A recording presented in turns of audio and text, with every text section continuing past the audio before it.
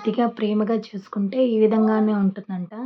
So, పాపం తల్లి కష్టపడి పిల్లల్ని బాగా చూసుకుంటే తీరా ఒక్క మాట అనేసరికి కోపంతో వెళ్ళి తల్లి పైనే కంప్లెయింట్ ఇచ్చాడు ఈ మహానుభావుడు.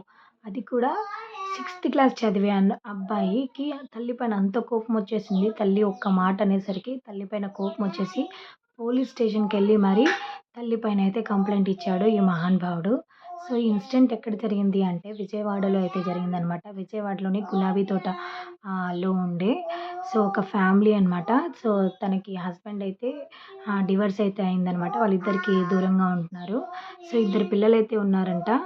సో, పెద్దబ్బాయిని షాప్‌లో పనికి పెట్టేసింది. తను కూడా ఒక షాప్‌లో అయితే పని చేస్తుందనమాట. సో, వీళ్ళిద్దరూ కలిసి సంపాదించేసి చిన్న పిల్లాడినైతే స్కూల్‌కైతే పంపిస్తున్నారు. సో, ఆ అబ్బాయి అయితే సిక్స్త్ క్లాస్ అయితే చదువుతున్నాడు. సర్లే అనేసి ఆ అబ్బాయి కోసం ఒక మొబైల్ కూడా కొనిచ్చారంట వీళ్ళు. సో, కొనిచ్చిన తర్వాత ఆ అబ్బాయి మొబైల్‌తోనే ఎక్కువ టైం అనేది స్పెండ్ చేస్తున్నాడు. సరిగ్గా చదవట్లేదు అనేసి. సో, తల్లి కొంచెం మందలించింది. మందలించగానే ఇంట్లోంచి వెళ్ళిపోయి పోలీస్ స్టేషన్‌కెళ్ళేసి తల్లి పైన ఏదో కంప్లెయింట్ ఇచ్చాడు. సో, తర్వాత పోలీస్ వాళ్ళు పిలిచేసి ఆ తల్లితో మాట్లాడారు. మాట్లాడిన తర్వాత ఆ అబ్బాయికైతే కౌన్సెలింగ్ ఇచ్చేసైతే పంపించారు. ఫస్ట్ మనం చేసిన మిస్టేక్ ఏంటి అంటే పిల్లాడికి ఫోన్ ఇప్పించడం అనమాట. పాపం కష్టపడి చదివిస్తుంది తల్లి. ఆ తల్లి కష్టాన్ని అర్థం చేసుకోకుండా ఇంకా ఆ తల్లి పైనే కంప్లెయింట్ ఇచ్చాడు.